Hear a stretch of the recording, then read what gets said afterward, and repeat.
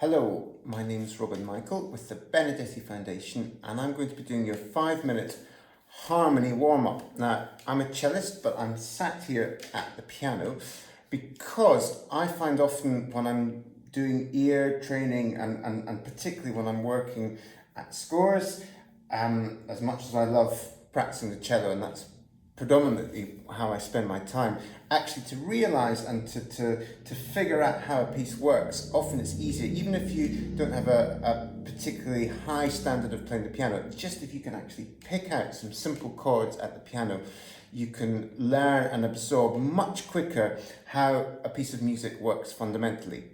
Now, we're going to start just with the 4 types of chords that you will encounter most of the time in pretty much most Western music, and certainly the music that we're dealing with this project, with the Vaughan Williams, Paganini, Tchaikovsky. And of course, you all know, I'm sure you all will be able to recognize the sound of a major chord, which of course we have, if we start on C, and we have a root of C, which is the first note, the first degree, and we've got a major third, and on our 5th, let's just sing that.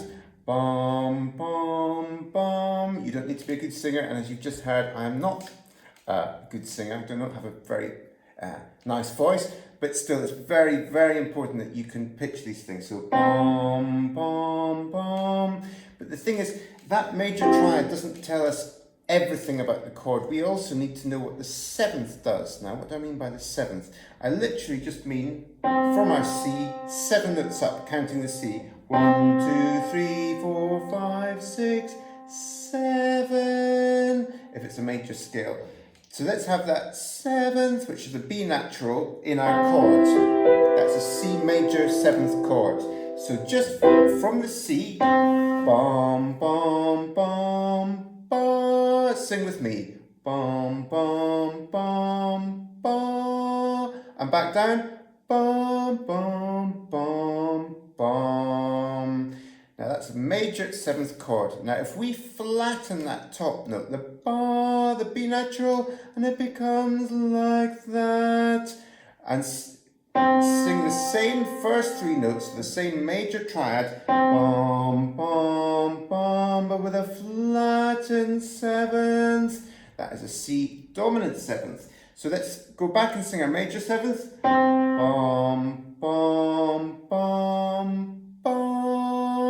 Our dominant 7th with the flattened, that top note, the B natural flattened. Bum, bum, bum, ba, bum, bum, ba. Ya da da da dee do do do dum. Just sing that. Ba da da da da da da dum. You hear where it wants to go. Ya da da da da da. There's a sonata by Brahms for you. That's a dominant 7th chord, and we'll talk about how that works next week. So we've got our first 2, major, dominant, major, dominant. We flatten the top note. We're going to flatten the 3rd this time. So bum, bum, bum, bum. There's our dominant. If we flatten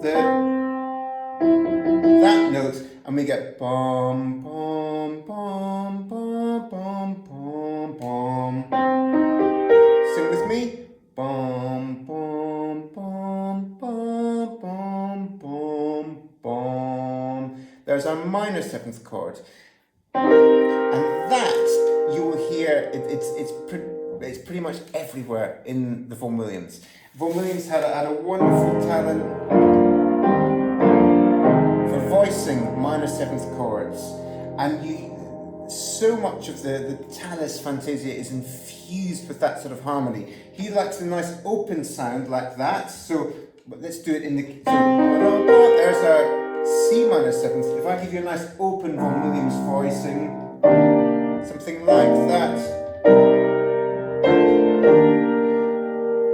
Ravel was another fan of the minor 7th chord, and he would close the chord up and give you something like this. Maybe. That sounds a bit more like Bill Evans than Ravel. Anyway, we'll talk about that more next week as well. So we've got our...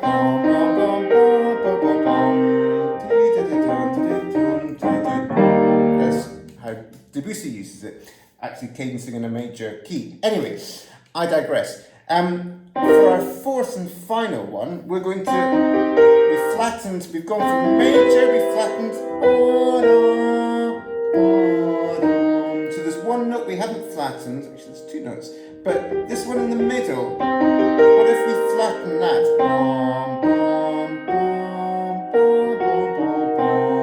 Just sing with me.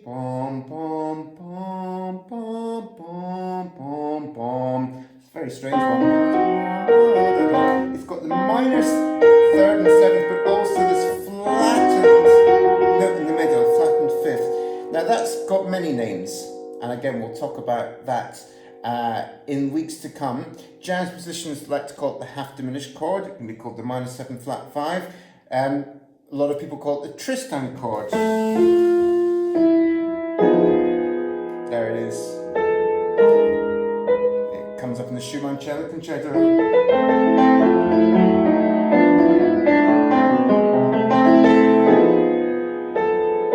Which was written 9 years before Tristan. He got that before Wagner.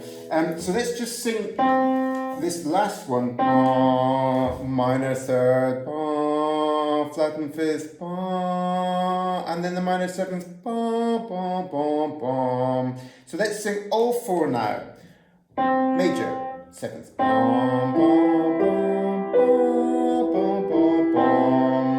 Flatten the top notes. Flatten the third degree.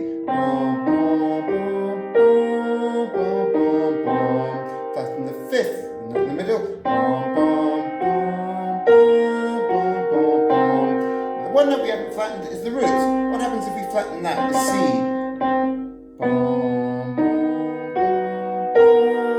Well, would you believe it? We're now in the key of B with a major seventh chord. So having flattened each note in succession, starting with the seventh degree, the third degree, the fifth degree, we flatten the roots, and we've got a B major seventh chord, and we can start again. So what I'd like you to do now is go through all the keys like that. I've taken you through C major, and the four types: major seventh, dominant seventh, minor seventh, half diminished. And now I want you to keep going down. Okay, there we go. I'll see you next week for our next harmony warm-up.